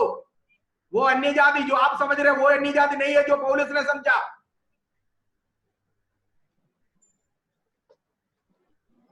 पौलुस उसको खतना की बातें जब यरूशलेम की कलीसिया में आया कि अन्य जाति से आने वाले लोगों को भी खतना किया जाए, तब जो है पौलुस ने उसका खंडन करते हुए ऐसे कहा, यहूदियों को छोड़कर दुनिया के सारे जाति अन्य जाति है, केवल हिंदुस्तान नहीं है, नेपाल भी अन्य जाति है, हिंदुस्तान के लोग भी अन्य जाति है, और दुनिया के तमाम देश अन्य जाति के लोग है, यहूदियों को छोड़कर, इस्राएल को छोड़कर प्रभु के नजर में। ठीक है, 11वीं आयत को पढ़िए। यही पौलुस फिलिपियों के पत्र में फिर क्या कह रहा है, 3:11 पढ़िए। क्योंकि मैं किसी रीति से भी मरे हुओं में से जी उठने के पद तक पहुंचूं। आगे पढ़ियो, जल्दी पढ़ो। यह मतलब नहीं कि मैं पा चुका या सिद्ध हो चुका हूं। नहीं 11 आयत को पढ़ो। 11 कि मैं किसी भी रीति से मरे हुओं में से जी उठने का पद तक पहुंचूं। आगे, यह मतलब नहीं कि मैं पा चुका हूं या सिद्ध हो चुका हूं, पर उस पदार्थ को जो पकड़ने के लिए दौड़ा चला जाता हूं। पौलुस इधर कहता है कि मैं मरे हुओं के बीच में से पुनरुत्थान प्राप्त करने के लिए मेरे लिए जो कुछ लाभदायक था, सब कुछ मैंने कूड़ा और हानि समझा। देखा, पौलुस के लिए जैसे वैसे पुनरुत्थान प्राप्त करना, पुनरुत्थान के लिए उसने जो कुछ अपने जीवन में रुकावट के तौर पर देखा, सब कुछ उतार कर फेंका। पौलुस कहता मेरा डिग्री, मेरा सब कुछ मैंने त्याग दिया, मुझे पुनरुत्थान चाहिए। और आप कहते हैं कि नहीं जी, ये तो हमारे संस्कृति है, ये तो हमारा समाज का कानून है, ये हमारे ये है, समाज का कानून आपको पुनरुत्थान से, मरे हुए के बीच में से पुनरुत्थान नहीं दे सकता। मरे हुए के बीच में से पुनरुत्थान होकर स्वर्ग राज्य में प्रवेश करना है तो इस शरीर में रहते हुए भी इस कानून का आपको पालन करना है। पास्टरों का पत्नियां कैसे होने चाहिए, हमारे कलीसिया के विश्वासी कैसा होना चाहिए, अब आप खुद सोच लीजिए।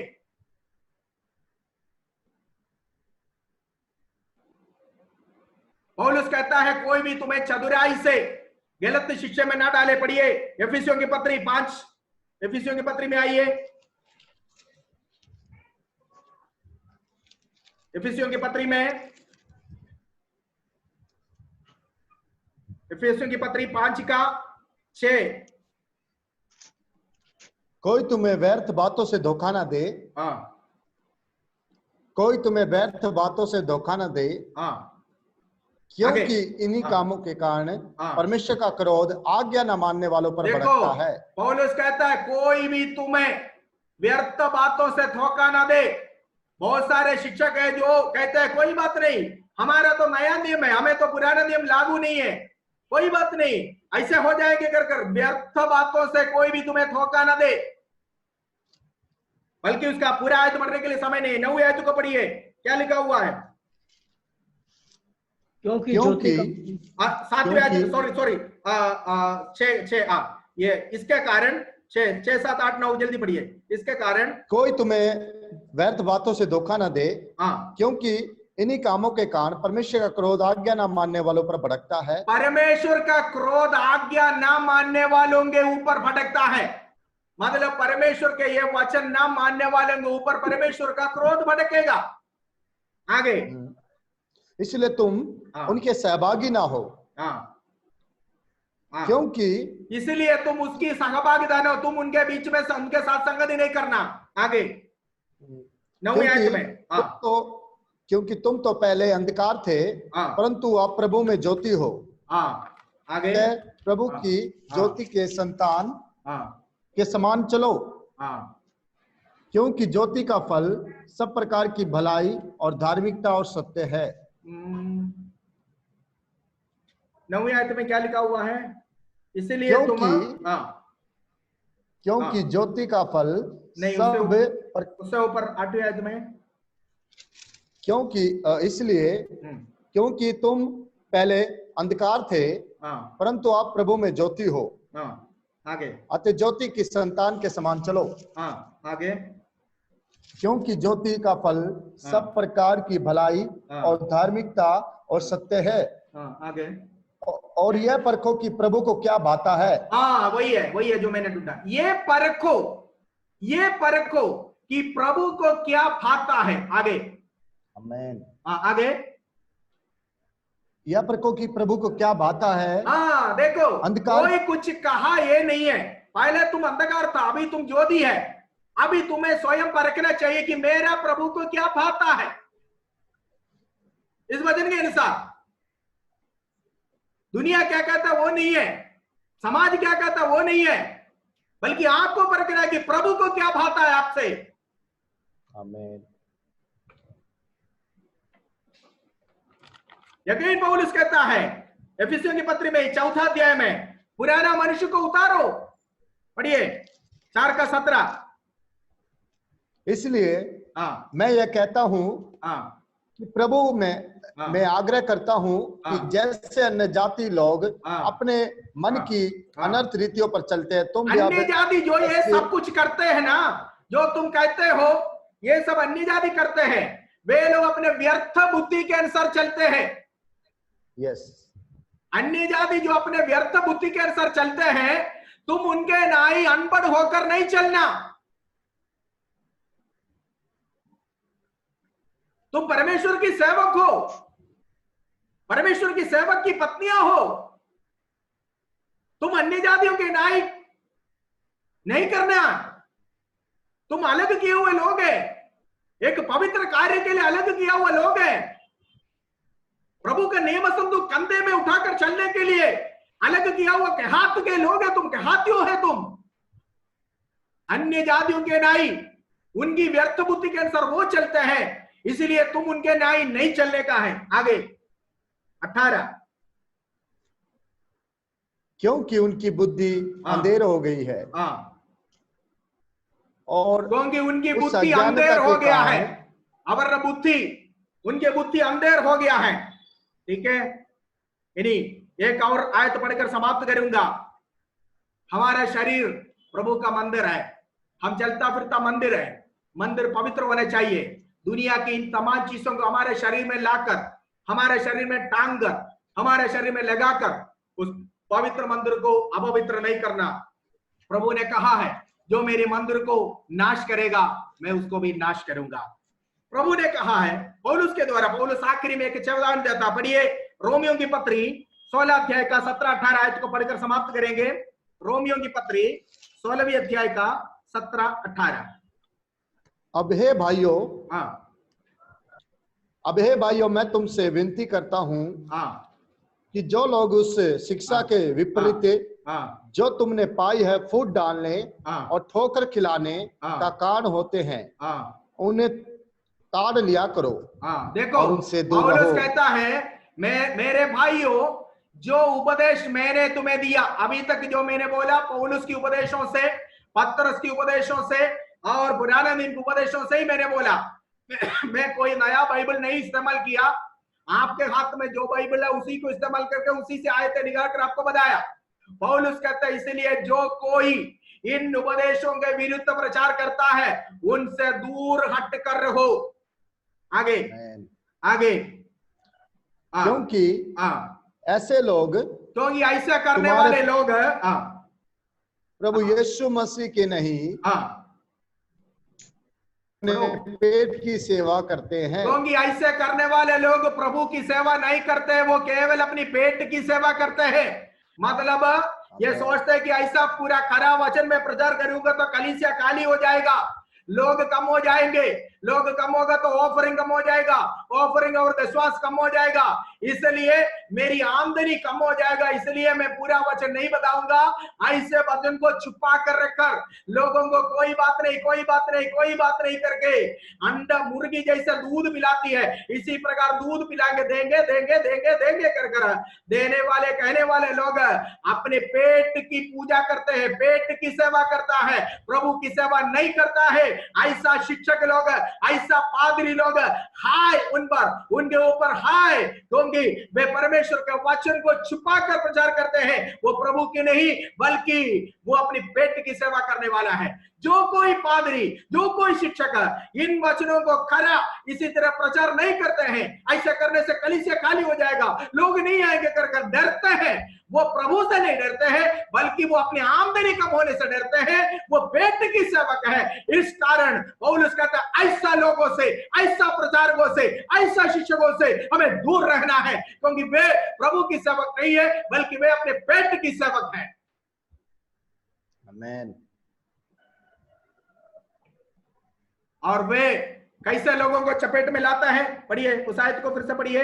वे क्योंकि ऐसे लोग हमारे प्रभु यीशु मसीह की नहीं परंतु अपने पेट की सेवा करते हैं और चिकनी चुपड़ी बातों से सीधे साधे मन के लोगों को बहका देते हैं। देखा, चिकनी चुपड़ी बातों से सीधे साधे लोगों को क्या करता है, उनके मन को बहकाता है। उनको बोलेगा तुम्हें स्वर्ग मिलेगा मिलेगा कर कर झूठा तसली देकर उन्हें कलीसिया में बनाए रखेगा और कलीसिया में गिनती बढ़ाएगा प्रतिदिन, और हर संडे बोलेगा इतना बपतिस्मा हो रही है, इतना ये हो रही है। ठीक है, पानी में तुमने डुबा दिया, बपतिस्मा भी दे दिया, लेकिन जीवन के पुस्तक में वाक्य में उसका नाम लिखा है, तुम्हें मालूम है?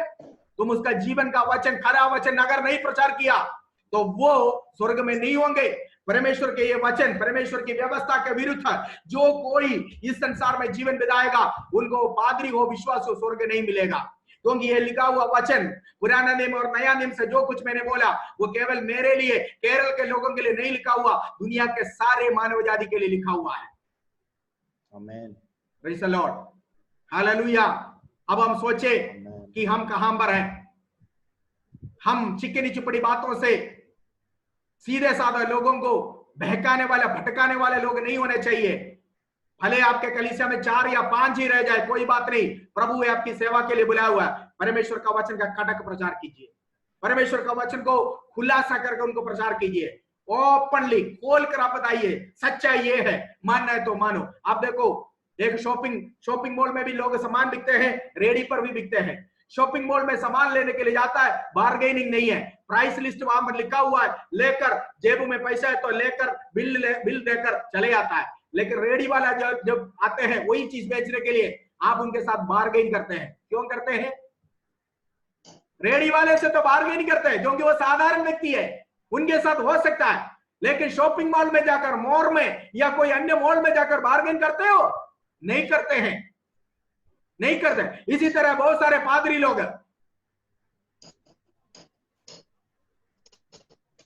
आप परमेश्वर का वचन सही तरीके से प्रचार कीजिए। उसके लिए आपको पहले परमेश्वर का वचन सीखना होगा। प्रभु आपको आशीष दे। आगे कल हम लोग फिर चरवाहों की पत्री में शुरू करेंगे, क्योंकि कल का एक सवाल है जो हमने अभी इतना आपको बताने के लिए मौका दिया है।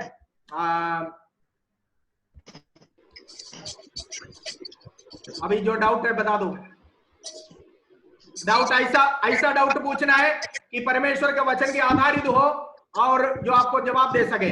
आलतू फालतू बातें नहीं पूछने का है। जय मसीह की पास्टर जी, जय मसीह की पास्टर जी, जय मसीह की। बोलो ना, पूछो, सवाल पूछो। 10 बार जय मसीह बोलने की जरूरत नहीं है, पूछो।